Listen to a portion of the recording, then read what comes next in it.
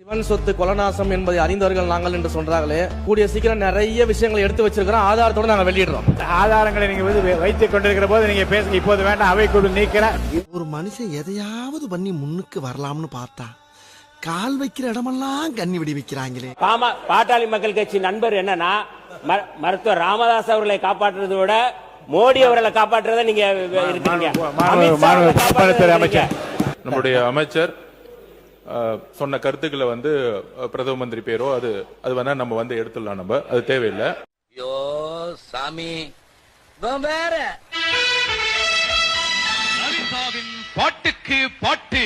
முதலில் உங்கள் அபிமான பாடலை பாட உங்களுக்கு ஒரு வாய்ப்பு. கொடுத்ததெல்லாம் கொடுத்தா. ஹாய் ஹலோ வணக்கம் மக்களே. ஸோ இந்த வீடியோவில் நம்ம என்ன பார்க்க போறோம்னா, அதாவது நேத்திக்கான சட்டமன்றத்தை எனக்கு தெரிஞ்சு மோஸ்ட்லி எல்லாருமே பார்த்துருப்பீங்க. இது சட்டமன்றமா இல்லை சந்தா கடையான்ற லெவலுக்கு நம்மளை யோசிக்க வச்சுட்டாங்க. அந்த மாதிரியான விஷயங்கள் தான் நேத்திக்கான சட்டமன்றம். நேற்று முந்தா நேரத்தில் எல்லாத்தையும் சேர்த்து பார்த்தீங்கன்னா அப்படித்தான் ஒரு விஷயம் நடந்து இருக்கு. அது என்னன்றதை பார்ப்போம். அது மட்டும் கிடையாது, இப்போ எல்லா அமைச்சரும் பார்த்தீங்க அப்படின்னா இவங்கெல்லாம் அமைச்சர்கள் தானா, இவங்க மக்களுடைய பிரச்சனையை போய் பேசுவாங்கன்னு பார்த்தீங்கன்னா ஒவ்வொருத்தவங்க தனிப்பட்ட வெஞ்சன்ஸை தான் தீர்த்துக்கிட்டு இருக்கிற மாதிரியான ஒரு விஷயங்கள் நடந்துகிட்டு இருக்கு. ஸோ அது எல்லாத்தையுமே பார்ப்போம். அது மட்டும் கிடையாது, அதாவது விஜயவர்களோட முகத்தை என்னால பார்க்கவே முடியலைங்க. அது அந்த மாதிரி கிடையாது. விஜயவர்கள் அதாவது நாங்க சின்ன வயசுல இருந்தே ஒரு நடிகரை பார்த்துக்கிட்டு இருக்கோம். ஆனா அவர் பக்கத்திலே இருக்காரு, இருந்தாலும் அவருடைய முகத்தை எங்களால பார்க்க முடியல. ஒரு டிவி வைங்கன்ற லெவலுக்கு பேசிக்கிட்டு இருக்காங்க. அப்படியா சார்? அதுக்கப்புறம் இன்னொரு பக்கம் பாத்தீங்கன்னா, இப்ப தாய்மாமன் தங்கமோதர திட்டம்னு ஒரு திட்டம் வந்துருச்சுங்க. அது இவங்க அறிவிக்கிறேன் அப்படின்னு சொல்லி அறிவிச்சிருக்காங்க. அதுக்கு ஜோஸ் ஆலுகாஸ் எந்த அளவுக்கு டெண்டர் இது கோட் பண்ணியிருக்காங்கன்னா, அதாவது செய்கூலி செய்கூலிக்கு 0.01 பைசா இது பண்ணியிருக்காங்களாம். நமக்கே ஆச்சரியமா இருக்கு. ஸோ அது என்னன்றதையும் பார்ப்போம். நமக்குள்ள எத்தனையோ வித்தியாசம், மொழி, மதம், பழக்கம், விருப்பம், நம்பிக்கை, இப்படிலாம் இருக்கும்போது உதயநிதி அவர்கள் ஒரு விஷயம் சொன்னாரு. இது சட்டமன்றமா இல்ல சூப்பர் சிங்கரா அப்படின்ற லெவலுக்கு ஒரு விஷயம் ஓடிட்டு இருக்கு, அப்படின்ற மாதிரி ஒரு விஷயம் ஓடிட்டு இருக்கு. அதுதான், ஏன்னா அமைச்சர்கள் பாட்டு பாடுறாங்க, சபாநாயகர் பாட்டு பாடுறாரு, எல்லாரும் பாட்டா பாடிக்கிட்டு இருக்காங்க. ஒரு புரியலைங்க. ஸோ இது எல்லாத்தையுமே டீட்டெயிலாக இந்த வீடியோவில் பார்ப்போம். வீடியோ பார்க்கணும் நம்ம சேனல் ஃபர்ஸ்ட் டைம் பார்க்குறீங்க அப்படின்னா ஒரு லைக்கும் சப்ஸ்கிரைப் பண்ணிக்கோங்க. அப்போ தான் நிறைய பேருக்கு நம்ம வீடியோ சஜஸ்ட் ஆகும். வாங்க வீடியோக்குள்ள போகலாம். ஸோ ஃபர்ஸ்ட் நம்ம பார்க்க போகிறது என்ன அப்படின்னா, டிவி வைக்கணும் அப்படின்ற மாதிரி ஒரு கோரிக்கையை ஒரு எம்எல்ஏ சட்டமன்றத்தில் வச்சுக்கிட்டு இருக்காரு. எதுக்காக டிவி அப்படின்னு கேட்டிங்கன்னா, மக்களுடைய குறைகளை அந்த எல்இடி ஸ்கிரீனில் ஓட்ட போகிறாங்களா? கிடையாது.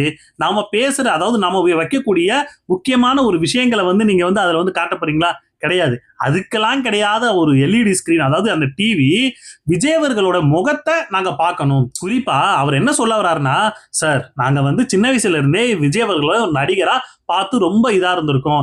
அவர் சட்டமன்றத்துல பக்கத்திலே நாங்க உட்காந்து பார்த்துக்கிட்டு இருக்கோம். ஸோ அந்த மாதிரி பார்க்கறதுக்கு அது முகம் அந்த பக்கம் திரும்பி இருக்கு, முதுகு மட்டும்தான் தெரியுது. ஸோ இப்ப நிறைய பேர் நிறைய காமெடி எல்லாம் பண்றாங்க, அதை பார்த்து அவர் சிரிக்கிறாரு. அதை நான் வீட்டுக்கு போனதுக்கு அப்புறம் தான் அந்த மாதிரி ஒரு விஷயம் நடந்ததே எனக்கு தெரியுது. அதனால என்ன பண்ணுங்க, ஒரு டிவி எங்களுக்கு ஏத்தாப்புல வச்சுக்கோங்க. அவர் சிரிக்கிறது, அவர் உட்கார்ந்து இருக்கிற அழகெல்லாம் நாங்க அதுல பார்த்து பூரி படைஞ்சுப்போம் அப்படின்ற மாதிரி ஒருத்தர் கேள்வி கேட்கிறாரு. அவரின் முகத்தை, அவரது அழகிய முகத்தை பார்ப்பதற்கு ஒரு ஸ்கிரீன் ஏதாவது ஏற்பாடு செய்து தருமாறு எனது தனிப்பட்ட கோரிக்கையா உங்களுக்கு வேண்டுகோள் இருக்கிறேன். நன்றி, வணக்கம். ஏன் சார், எனக்கு ஒரு விஷயம் புரியவே இல்லை. நீங்க விஜயவர்களை ரசிக்கிறதுக்காக தான் சட்டமன்றத்துக்கு போனீங்களா, இல்ல மக்களுடைய குறைகளை அந்த இடத்துல சொல்லி அதை நிவர்த்தி பண்றதுக்காக போனீங்களா? இப்போ எல்லாருடைய கேள்வி அதான் ஓடிக்கிட்டு இருக்கு. நீங்க சட்டமன்றத்துக்கு எதுக்காக போனீங்கன்றதே மறந்துட்டு அந்த ஒரு காமெடி வரும், சந்தானத்தை காமெடி. அதாவது பொரியல் ரெடி, மட்டன் குழம்பு வச்சு அவர்னா லஞ்ச் ஓவர் அப்படின்ற மாதிரி ஒருத்தர் ஓடிட்டு வருவாரு. சந்தானம் கேட்பாரு, எதுக்கு வந்தோன்றது தெரியாமலே முழு சமயக்காரனாவே மாறிட்டாயா அப்படின்ற மாதிரி தான் இப்ப எல்லாரும் எதுக்காக சட்டமன்றத்துக்குள்ள போனோன்றதே மறந்துட்டாங்களான்றத முதல்ல சொல்றதை விட அவங்களுக்கு எதுக்கு போனோன்றதே ஃபர்ஸ்ட் ஆஃப் ஆல் தெரியாது. அப்போ அவங்க அப்படித்தான் பேசுவாங்க. அப்ப எல்இடி ஸ்கிரீன்ல அவர் சிரிக்கிற மாதிரி பார்க்கணும், அந்த மாதிரி எல்லாம் எனக்கு புரியல. என்னத்துக்கு இவங்கெல்லாம் போய் சட்டமன்றத்தில் போய் உட்கார்ந்துருக்காங்கன்னு இதைத்தான் சாட்டிய ஒரு இதுல காமெடியா சொன்னார். என்ன அப்படின்னா, சப்போஸ் அப்படி ஒரு எல்இடி ஸ்கிரீன் வச்சாலுமே அதுக்கும் இவங்க என்ன தெரியுமா சொல்லுவானுங்க, அதாவது எல்இடி ஸ்கிரீன் ஃப்ரீஸ் ஆகி நின்றுகிட்டு இருக்கு, ஓடவே இல்லைன்னு சொல்லி. ஏன்னா விஜய் அவர்கள் ரொம்ப நேரமா ஒரே மாதிரி ஒரே லுக்ல ரொம்ப நேரமா உட்கார்ந்து இருப்பாருன்றத சொல்றதுக்கு தான் சாட்டை இந்த மாதிரி சூசகமா சொல்றாரு. சோ அதுதான் ஏற்கனவே விஜய் அவர்கள் அப்படித்தான் உட்கார்ந்து இருந்தாரு. இதை சாட்டை நிறைய இடத்துல சொல்லி சொல்லி இப்ப சிரிக்க ஆரம்பிச்சிருக்காரு. இனிமே பார்ப்போம் என்ன நடக்க போகுதுன்னு. எல்இடி ஸ்கிரீனை பெருசா வச்சிட்டீங்கன்னா நாங்க அவர் சிரிப்பதை உட்காந்து பார்த்து கொண்டு இருப்போம். கரெக்ட் தான். ஆனா வச்சுட்டாங்கன்னு வச்சுக்கோங்க, அப்படி என்ன சொல்லுவாங்க, சார் எல்இடி ஸ்கிரீன் ஓடவே இல்லை சார், அது அப்படி நிக்குது, ஸ்டக் ஆகி நிக்குதுமாங்க. அவரு தட்டி தட்டி பார்ப்பாங்க பழைய டிவி அடிக்கிற மாதிரி. கோரிக்கை அவன் ஆபரேட்டர் வந்து ஓடிட்டு தான் இருக்கு. அடுத்து சட்டமன்றமா இல்ல சந்தா கடையான்ற மாதிரி நான் கேட்டிருந்தேன்ல, அது எதுக்காக அப்படின்னா, நேத்திக்கு நிர்மல்குமார் இருக்காருல்ல நம்ம மின்வாரியத்துறை அமைச்சர், அவர் என்ன சொல்லாருன்னா, அந்த ஏற்கனவே அங்க இருந்த, அதாவது ஐ திங்க் செந்தில் பாலாஜி தான் சொல்லாருன்னு நினைக்கிறேன், கரூர் கம்பெனி ஓனர் அப்படின்ற மாதிரி ஸ்டார்ட் பண்ணிட்டார். வாயை விட்டது அவர் தான், ஸ்டார்டிங்ல வாயை விட்டது அவர் தான். இந்த நம்ம கரூர் எம்எல்ஏன்ற சொல்றதை விட்டுட்டு கரூர் கம்பெனி ஓனர்னு வாயை விட்டார்.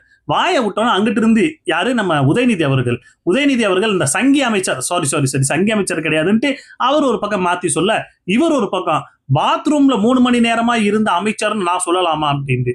அதாவது நம்ம மாண்புமிகு நம்ம கரூர் கம்பெனி மன்னிக்கணும், கரூர் முன்னாள் சட்டமன்ற உறுப்பினர்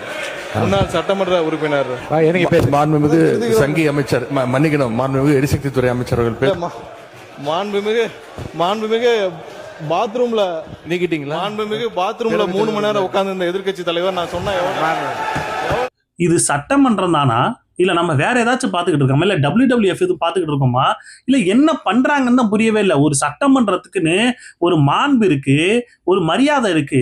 குறிப்பா இத லைவ்ல அத்தனை கோடி மக்கள் பார்த்துக்கிட்டு இருக்காங்க.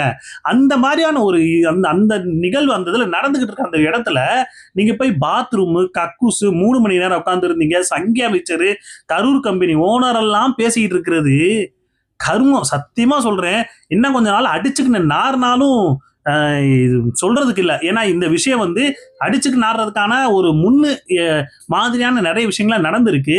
எதுக்கு அப்படின்னா, சபாநாயகரே சொல்றாரு என்ன அப்படின்னா, ஒரு 3 பேர், ஒரு அமைச்சர், ஒரு எம்எல்ஏ, இவங்க எல்லாம் பார்த்து சொல்றாரு, இந்த பாருங்க, ஒருத்தவங்க 1-2 விஷயம் பேசிட்டு இருக்காங்க, உங்களுடைய எதிர்ப்புகளை தெரிவிக்கணும்னா அந்த இடத்துல நின்று தெரிவிங்க. நீங்க என்ன ஓடி முன்னாடி சண்டைக்கு வர மாதிரி வரீங்க? நீங்க என்ன எல்லாரும் முன்னாடி வரீங்க? பேசுறதுக்கு தான் முன்னாடி ஆளுங்க எல்லாம் உட்கார்ந்து இருக்காங்க, எதிர்கட்சி தலைவர்னு இருக்காரு, நிறைய பேர் இருக்காங்க, நீங்க என்ன ஓடி வரீங்கன்றது சபாநாயகரை எச்சரிக்கை விடுத்திருக்காரு. இந்த மாதிரி பண்ணீங்கன்னா உங்க மேல நடவடிக்கை எடுக்கப்படும் சொல்லியிருக்காங்க. தயவு செய்து வெளி மேடைகள் இருப்பது போல உங்கள் இருக்கை விட்டுக்கொண்டு கையை உயர்த்தி கொண்டு இங்கே ஓடி வருவதை நான் அனுமதிக்க முடியாது. அதை உங்களுக்கு எச்சரிப்பாக சொல்கிறேன். நீங்கள் மட்டுமல்ல, மாண்புமிகு எதிர்க்கட்சி தலைவர் பேசுகிற போதே அந்த குறுக்கீடு உங்களிடமிருந்து தான் வருகிறது. நான் பார்த்து அதான் சொன்னேன், அவர் பேசுவது நீங்களே எழுந்திருக்கலாமா என்று கேட்டேன்.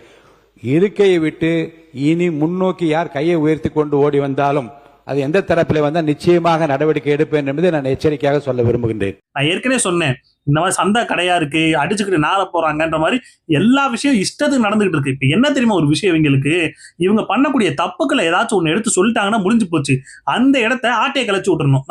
அந்த ஒரு படத்துல வருமே, ரஜினி முருகன் படத்துல, சப்போஸ் இவங்க நாங்க தோக்க போறோம் அப்படின்ற மாதிரி டைம் வரும்போது மாடை ஊத்து விட்டு அந்த பஞ்சாயத்தை கேன்சல் பண்ணி விட்டுருவானுங்க. அந்த மாதிரி ஒரு வேலையை தான் இப்ப தாவேக்கால இவங்க எல்லாம் பண்ணிக்கிட்டு இருக்காங்க. இந்த மாதிரி ஒரு விஷயம் நடக்குது அப்படின்னா இந்த சட்டமன்ற இந்த டைம் பீரியடே நம்ம கெடுத்து விட்டுருவோன்ட்டு எதையாவது ஒண்ணு சொல்லி எதையாவது ஒண்ணு கெடுத்து விட்டுறது. அப்படித்தான் நேற்று சட்டமன்றம் நடந்துகிட்டு இருந்துச்சு. அப்போ இதைத்தான் நிறைய பேர் இந்த மாதிரி டாய்லெட் அந்த விஷயம்லாம் பேசிட்டு இருக்காங்களே, அதுக்கு தான் எதிர்கட்சி தலைவர் உதயநிதி அவர் என்ன சொல்றாரு அப்படின்னா, அப்போ யாரெல்லாம் பாத்ரூம்ல எவ்வளவு நேரம் உட்கார்ந்து இருக்காங்கன்றத கண்காணிச்சுக்கிட்டு இருக்கீங்களா நீங்க? அதுக்குத்தான் நீங்க அமைச்சரான்னு சொல்லி அவர் ஒரு பக்கம் கேள்வி கேட்டுக்கிட்டு இருக்காரு. இப்போ தமிழ்நாட்டில் யார் பாத்ரூம்ல எவ்வளவு நேரம் உட்கார்ந்துருக்காங்க அப்படின்னு கண்காணிக்கிறதுக்கு ஒரு தனியாக அமைச்சர் வச்சிருக்கீங்களா என்பதை நான் கேட்க விரும்புறேன். கரெக்ட் தானே? நீங்க இந்த மாதிரி ஒரு கேள்வி கேட்டீங்கன்னா, நீங்க இந்த மாதிரி ஒரு கேள்வியை நீங்க வச்சீங்க அப்படின்னா அப்ப பதில் அந்த மாதிரி தானே வரும். அது மட்டும் கிடையாது, இப்ப நிறைய சோசியல் மீடியால எந்த மாதிரி ஆயிடுச்சுன்னா, நிர்மல்குமார மின்சார வாரிய துறை அமைச்சரா யாருமே பாக்குறதே இல்ல. அவர் என்ன பேசினாரோ அதுக்கு டாய்லெட் அமைச்சர்னு சொல்லி பேச ஆரம்பிச்சிட்டாங்க. அந்த மாதிரியான இப்ப வீடியோஸ்ல அப்படிதான் வர ஆரம்பிக்குது. ஏன்னா அவர் பேசின பேச்சு அந்த மாதிரி, அவர் விட்ட வார்த்தைகள் அந்த மாதிரி தவறான வார்த்தையை விட்டு இப்ப அசிங்கப்பட்டுக்கிட்டு இருக்காரு நிர்மல்குமார் அவர்கள். சோ அடுத்து பாத்தீங்கன்னா, ஒரு பைசாக்கு செய்கூலி மட்டும் போதும் அப்படின்ற மாதிரி ஒரு கம்பெனி கோட் பண்ணியிருக்கு. இதுல எல்லாரும் இப்ப பாத்தீங்கன்னா பயங்கரமா ஒரு விஷயத்த பேச ஆரம்பிச்சிட்டாங்க. என்னன்னா, இப்ப தாய்மாமன் தங்க மோதிர திட்டம் வரப்போகுது. சோ அதுக்கு ஒவ்வொருத்தவங்க உங்களுடைய கோட் பண்ணுங்க அப்படின்ற மாதிரி கோட் பண்ணது ஒவ்வொரு நிறுவனம் கோட் பண்ணிருக்கு. ஜாஸ் அலுகாசு, இந்த மாதிரி மணப்புறம், இந்த மாதிரி நிறைய இது பண்ணியிருக்காங்க. ஸோ அப்படி பண்ணதுல ரொம்ப கம்மியா, நார்மலா யார் கம்மியா வந்து கோட் பண்றாங்களோ அவங்களுக்கு தான் அந்த டெண்டர் போகும். ஆனா இந்த லெவலுக்கு எவனுமே கோட் பண்ண முடியாது, இனிமேலும் பண்ண முடியாது, இதுக்கு முன்னாடி எவனும் பண்ணது கிடையாதுன்ற லெவலுக்கு ஜாஸ் ஆலுகாஸ் கோட் பண்ணி வச்சிருக்காங்க. என்ன அப்படின்னா 0.01 பைசாக்கு நாங்க பண்ணி தரோம். எப்படி 0.01 பைசாக்கு? நமக்குள்ள எத்தனையோ வித்தியாசம், மொழி, மதம், பழக்கம், விருப்பம், நம்பிக்கை, எல்லாத்துலயும். இப்ப அதுக்கு மதிப்பே கிடையாதுயா. அந்த மாதிரி, அதாவது இதுக்கு கீழே எவனாச்சும் கோட் பண்ணுங்கடா பாப்போன்ற லெவலுக்கு சவால் விடுற மாதிரியான ஒரு கோட்டிங் தான் பண்ணி வச்சிருக்காங்க. அதுலயே நமக்கு நிறைய சந்தேகம் வந்திருக்கு. இந்த விஷயத்தை ஏற்கனவே சாட்டை அவர்கள் எடுத்து பேசியிருந்தாரு. எப்ப அப்படின்னா ஒரு மூணு வாரத்துக்கு முன்னாடி, கொஞ்ச நாளைக்கு முன்னாடி பாத்தீங்கன்னா அதுக்கான ஓனர் ஜோஸ் ஆலுகாஸோட ஜாய் ஆலுகாஸ் ஓனர் வந்து விஜய் அவர்களை சந்திச்சாரு. அதாவது விஜய் அவர்கள் யாரை சந்திப்பாரு பாத்தீங்கன்னா ரொம்ப முக்கியமான ஒருத்தவங்களை தான் சந்திப்பாரு. ரொம்ப முக்கியமான ஒரு இவங்க விஐபி மட்டும் தான் சந்திப்பாரு. அப்படி இவரை சந்திக்கும் போது சாட்டை துரைமுருகன் இந்த ஒரு விஷயத்தை பேசியிருக்காரு. என்னன்னா, அதாவது இப்படி வந்து இவர் வந்து சந்திக்கிறார்ல, அடிச்சு சொல்றேன், இந்த தாய்மாமன் தங்க மோதிரம், இந்த தங்கத்துக்கான அந்த ஒரு டெண்டர் இவங்களுக்கு தான் போகும்னு சொல்லி எப்போ ஒரு விஷயம் சொன்னாரு, அன்றே கணித்த சாட்டை அப்படின்ற மாதிரி நம்ம சொல்லலாம்.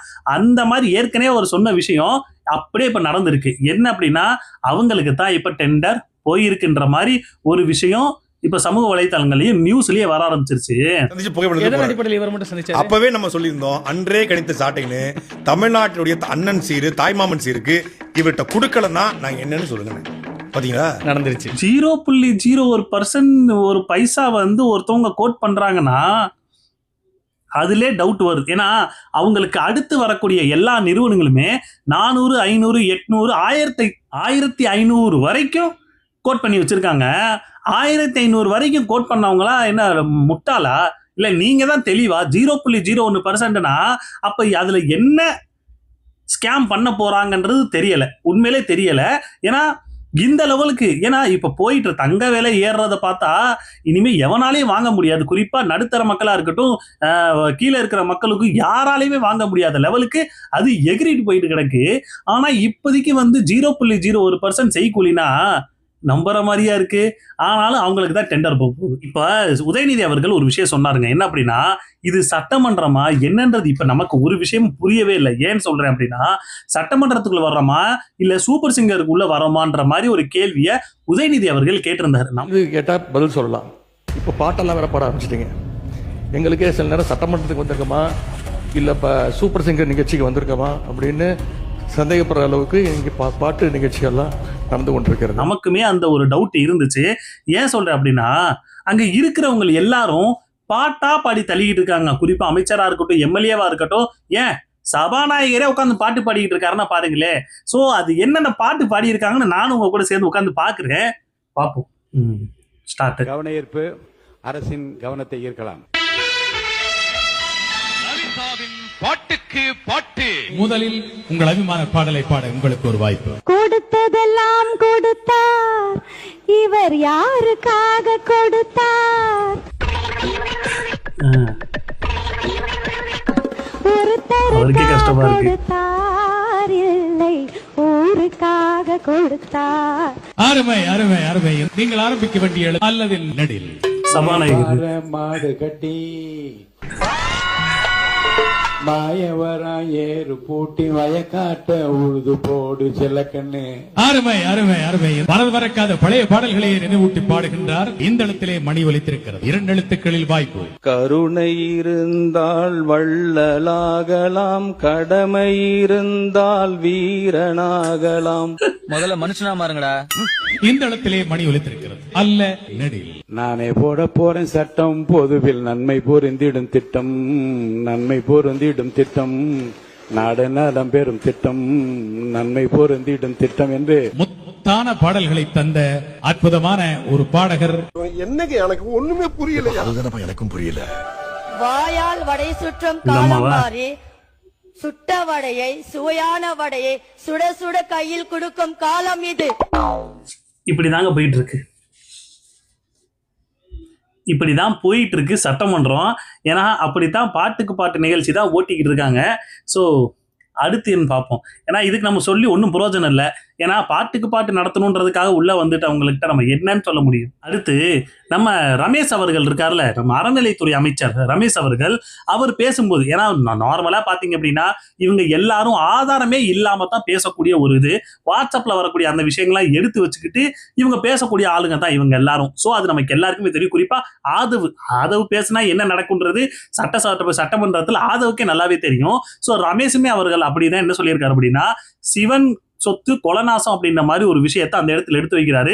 என்ன சொல்றாருன்னா, திமுக இந்த மாதிரி நீங்க வந்து கொள்ளையடிச்சு வச்சிருக்கீங்கன்றத சொல்றதுக்கு அந்த மாதிரி ஒரு விஷயத்தை சொல்றாரு. அதுக்கான ஆதாரத்தை நாங்க அப்புறமா சமர்ப்பிப்போம். எனக்கு ஒரு விஷயம் இப்ப வரைக்கும் புரியவே இல்லை.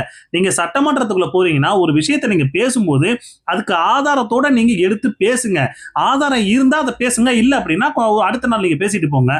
அதை விட்டுட்டு ஆதாரத்தை அப்புறமானா இது கோர்ட் மாதிரி தான் இந்த ஒரு விஷயம். உங்கள்கிட்ட ஆதாரம் இருந்தா அது வந்து செல்லுபடி ஆகும், ஆதாரம் இல்லைன்னா உடனே அதை நிப்பாட்டிடுவாங்க.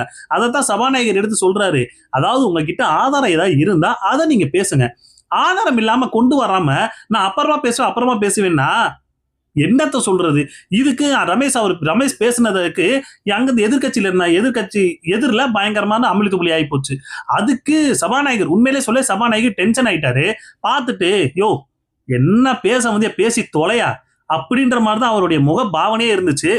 என்ன பேசுறீங்க அதை பேசி முடிங்க அப்படின்னு கொஞ்சம் நாகரிகமா சொல்லிட்டாரு, அவ்வளவுதான். மற்றபடி அவர் சொல்ல வந்த விஷயம், ஐயா கொஞ்சம் வேகமா பேசி தொலைங்கயா அப்படின்றது தான் அங்க வர வேண்டிய டோனு. அவர் கொஞ்சம் நாகரிகமா பேசி விட்டாரு, அவ்வளவுதான். ஒரு விஷயத்தை மட்டும் சொல்லிட்டு நான் அறிவிப்பு போயிடுறேன். சிவன் சொத்து கொலநாசம் என்பதை அறிந்தவர்கள் நாங்கள் என்று சொல்றாங்களே, கூடிய சீக்கிரம் நிறைய விஷயங்களை எடுத்து வச்சிருக்கிறோம், ஆதாரத்தோடு நாங்கள் வெளியிடுறோம். அமைச்சர், ஆதாரங்களை நீங்க வந்து வைத்துக் கொண்டிருக்கிற போது நீங்க பேசுங்க, இப்போது வேண்டாம், அவை குழு நீக்கிறேன், பேசி முடிங்க. அடுத்து நம்ம வன்னியர்ஸ் அவர்கள் வந்து அமித்ஷாவை பத்தியும் மோடியை பத்தியும் ஏதோ ஒரு வார்த்தையை விட்டாரு. ஏற்கனவே எதிர்கட்சியில இருந்தோ இல்ல நிறைய பேர் பாத்தீங்கன்னா மோடின்ற வார்த்தையே வரமாட்டேங்குது உங்க வாயில அப்படின்ற மாதிரி நிறைய இடத்துல சொல்லிட்டு இருக்காங்க. குறிப்பா இப்ப அந்த ரீசெண்டா அந்த ஒரு விஷயம் நடந்துச்சு. ராஜ்மோகன் அவர்கள் அந்த சிஜேபின்னு அந்த போராட்டத்துல போய் கலந்துக்கிறேன்னு போய் அசிங்கப்பட்டு வெளியே வரும்போது மோடின்னு எல்லாம் கத்திக்கிட்டு இருந்தாங்க. மோடின்னு சொல்லுங்கன்ட்டு. ஆனா இப்ப வரைக்குமே அந்த கட்சியில யாருமே மோடியை பத்தியோ இல்ல பிஜேபியை பத்தியோ இல்ல யார பத்தியுமே அவங்க எதுவுமே வாயை திறக்க மாட்டேங்கிறாங்க. ஆனா நேத்திக்கான சட்டமன்றத்துல வன்னியரசு அவர்கள் அமித்ஷா பத்தியும் மோடியை பத்தியும் ஏதோ ஒரு வார்த்தையை சொல்லிட்டாப்ல. இதுக்கு உடனே பயந்த நம்ம முதல் போட்ட அமைச்சர் யாரு, நம்ம ஆதவ் அவர்கள் எந்திரிச்சு நின்று அந்த மாதிரி அவர் பேர் சொன்னார்ல, அந்த பேரை மட்டும் அவை குறிப்புல இருந்து நீக்கிருங்க.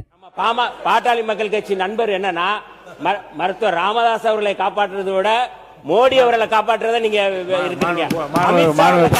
அமைச்சர் நம்முடைய அமைச்சர் சொன்ன கருத்துக்களை வந்து பிரதம மந்திரி பேரோ அது வேணா நம்ம வந்து எடுத்துடலாம், நம்ம அது தேவையில்லை. என்னது மோடி அண்ட் அமித்ஷான்றது கூட பேரை கூட சொல்லக்கூடாதுன்னா எந்த அளவுக்கு அவங்க யோசிச்சிருக்காங்கன்னு பாருங்க. எங்க பேரை சொன்னா கூட உங்களுக்கு அவ்வளவு இதா? அவர் அந்த இடத்துல சட்டமன்றத்துல ஏதோ ஒரு விஷயம் சொல்றதுக்காக அவர் சொல்றாரு. உங்க கூட்டணியில இருக்கிறவங்க தானே ஏதோ ஒரு விஷயத்த சொல்றதுக்கு சொன்னாங்க அப்படின்னா அவங்க பேரையே நீங்க வந்து நீக்கிருங்க அப்படின்னா இதுக்கு நான் ஒன்னும் சொல்றது இல்லைங்க. அதாவது நார்மலா ஆதவ் பேசினா அவை குறிப்பில இருந்து நீக்குங்கன்னு சபாநாயகர் தான் சொல்லுவாரு. ஆனா இப்ப ஆதவே ஐயா அது அவை குறிப்பில இருந்து நீக்கிறீங்கன்ற அவளுக்கு பதறிக்கிட்டு இருக்காரு. அடுத்து நம்ம சஃபீசோன் எல்லாரும் பார்த்துருப்பீங்க, கொஞ்சம் காமெடியான கண்டென்ட் போடுவாரு. பிக் பாஸ் வந்துச்சுன்னா கண்டினியூவா பிக் பாஸ் டெய்லி ஒரு வீடியோ போடுவாரு. ஸோ நானும் அவருடைய வீடியோஸ் எல்லாம் பார்த்துருக்கேன், இல்லைன்னு சொல்லவே இல்லை. இப்போ அவர் ஒரு வீடியோ இப்போ கண்டினியூவா அவர் போடக்கூடிய அந்த ஒரு அரசியல் சம்பந்தப்பட்ட வீடியோல சீமானண்ணனை அவதூறு பரப்பணும், கேவலப்படுத்தணும், அசிங்கப்படுத்தணுன்ற மாதிரியான வேலையை சஃபீசோன் உட்காந்து பண்ணிக்கிட்டு இருக்காருன்னா எனக்கு ஒரு விஷயம் புரியவே இல்லை. அதுல ஒரு விஷயம் நான் சொல்ல வரேனே, அது என்ன அப்படின்னா அந்த அந்த ஒரு ஃபுட்பால் மேட்ச் நடந்துச்சுன்னு சொல்லி சீமானண்ணே ஏதோ ஒரு மேடையில சொன்னார். என்ன அப்படின்னா பீலேன்னு சொல்லி ஒரு ஃபுட்பால் பிளேயரு அவர் வந்து கோல் அடிச்சிட்டாரு. கோல் அடிக்கும் போது அது வந்து அந்த கோல் அந்த கோல் போஸ்ட் இருக்கும்ல, அந்த கம்பியில் அடிச்சு அது விலகிடும், அந்த பந்து வந்து வேற பக்கம் போயிடும். ஆனா பீலே என்ன சொல்றாரு அப்படின்னா இல்ல அந்த போஸ்ட் வந்து 2 அங்குலம் உள்ள தள்ளி இருக்கு, நான் அடிச்சது கரெக்டான கோல் தான், ஆனா அது 2 அங்குலம் வந்து கொஞ்சம் உள்ள போயிருக்கு. ஸோ அது வந்து நீங்க வந்து இது பண்ணணும், அது வந்து பரிசீலனை பண்ணணும் அப்படின்னு சொல்லி அந்த ஃபுட்பால் பிளேயர் வந்து கேட்கிறாரு.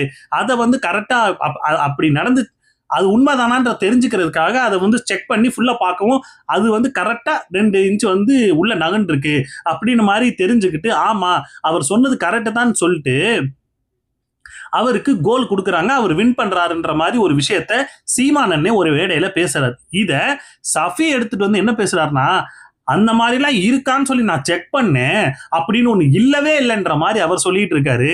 பந்தாட்ட வீரன் பீலே இலக்கு கம்பை நோக்கி பந்தை அடிக்கிறான். பீலே சொல்றான், இந்த கம்பம் 2 அங்குலம் நகர்ந்திருக்குது, சரியான அளவுல நடப்படலைங்கிறான். இந்த கம்பத்துக்கு 2 அங்குலம் நகர்ந்துருக்குடா, சரியா இல்லடா. அளந்து பார்த்தார்கள், சரியாக 2 அங்குலம் விலகிரு. அப்படி ஒரு சம்பவம் நடந்திருக்கான்னு நீங்க எங்க வேணாலும் போய் சர்ச் பண்ணி பாருங்க, அதுக்கான ஆதாரமே கிடையாது. அப்படியா சார்? அப்படியா? நான் வேணா உங்களுக்கு ஒரு இது காட்டுறேன், உங்களுக்கு ஒரு ரெஃபரன்ஸ் காட்டுறேன். அதை பார்த்தாவது அவர் பேசுனது உண்மைதான்னு அதுக்கு அப்புறமாவும் தெரிஞ்சுக்கங்க. ஒரு பேப்பர்ல ஒரு நியூஸ்ல வந்த ஒரு செய்தி என்ன அப்படின்னா, இந்த மாதிரி ஒரு விஷயம் நடந்துச்சு. அதாவது ஒரு ஃபுட்பால் மேட்ச்ல இப்படி ஒரு விஷயம் நடந்துச்சு. அதாவது கோல் போஸ்ட் வந்து ஒரு 2 அங்குலம் உள்ள நகன் இருக்கு, இதை அடிச்சா அந்த பிளேயர் வந்து சொன்னாரு, அவர் ஒரு மிகப்பெரிய ஒரு ஜீனியஸ் அப்படின்னு மாதிரி சொல்லி, அந்த ஜீனியஸ் பேரு பீலே அப்படின்ற மாதிரி ஒரு ஸ்டேட்மெண்டே வந்திருக்கு. அப்ப அவர் சீமானன் சொன்னது அப்போ உண்மைதான்றது இதுல இருந்தே தெரிஞ்சுக்கணும். ஆனா முழுசா படிக்காத மக்கு சாம்பிராணிங்கெல்லாம் எல்லாம் சேர்ந்துக்கிட்டு இப்ப எதுக்கு சஃபீஸ் ஒன்று வந்து தாவேக்காக்கு இந்த அளவுக்கு முட்டு கொடுக்குறாருன்னு புரியவே இல்லை. அதுவும் குறிப்பா சீமானன் அந்த விஷயத்த பேசினதுக்கும் தாவேக்காக்கும் அந்த டைம் பீரியட்ல சம்பந்தமே இல்லை. எனக்கு தெரிஞ்சு இந்த விஷயத்த அண்ணன் பேசும்போது தாவேக்கா வந்து கட்சியா உருவானுச்சான்றது கூட சந்தேகம் தான். அதை எடுத்து சஃபீஸோன்னு பேசுறதுக்கான இப்ப இது எதுக்கு வந்துச்சுன்னு எனக்கு இப்ப வரைக்குமே புரியவே இல்லை.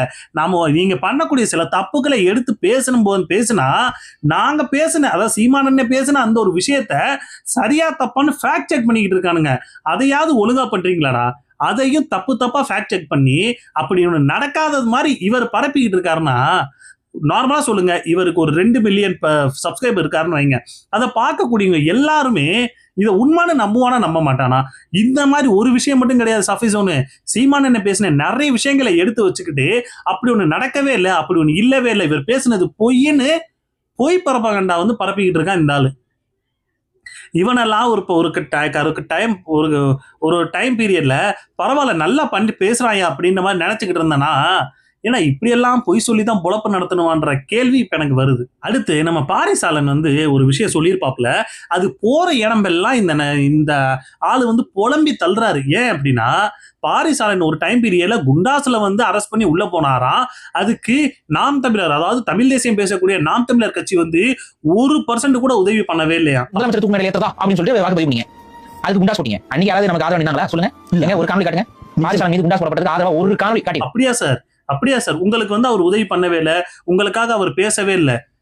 ஏன் இந்த அளவுக்கு பொய் புழுவுற?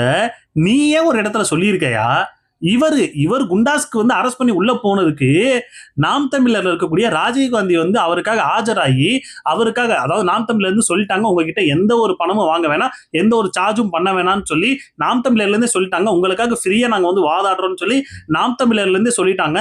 அது மட்டும் கிடையாது, எங்களுடைய பெற்றோர்கிட்ட அம்மா அப்பா கிட்ட நாம் தமிழர் சீமானன்னே உங்க பையன் வந்து போயிருக்காரு, அதை பத்தி நீங்க எதுவும் இது பண்ணாதீங்க, இந்த மாதிரி ஒரு விஷயத்தை, இந்த மாதிரி மக்களுக்காக போராடும் போது இந்த மாதிரி நடக்கிறதெல்லாம் சகஜம் தான், நாங்க உங்களுக்காக இருக்கோம்னு சொல்லி சீமான் சொன்னதா யாரு? பாரிசாலன், இந்த பாரி ஓலனே சொல்லியிருக்காப்புல. மீது குண்டாஸ் தடுப்பு காவல் சட்டம் பதியப்படுகிறது. இந்த குண்டாஸ் தடுப்பு காவல் சட்டத்திற்கு நாம் தமிழர் கட்சியை சேர்ந்த ராஜீவ்காந்தி என்ற அறிவுச்செல்வன் வழக்கறிஞர் அவர் நான் ஆஜராகிறேன் அப்படிங்கிறார். அப்ப அவர் என்ன சொல்றாருன்னா, இந்த குண்டாஸ் வழக்கு வந்து அண்ணன் வந்து ஃபீஸ் வாங்க வேண்டாம்னு சொல்லிட்டாரு, நாம் தமிழர் கட்சி வாங்க வேண்டாம்னு சொல்லிடுச்சு, நான் உங்களுக்காக வாதாடுகிறேன் அப்படின்னு சொல்லி அவர் ஆஜராகிறார். இந்த வழக்கில் இருந்து மீண்டு வந்ததுக்கு அப்புறம் அண்ணன் சீமான் அவர்களை தனிப்பட்ட முறையில் சந்தித்து நன்றி தெரிவித்தேன்.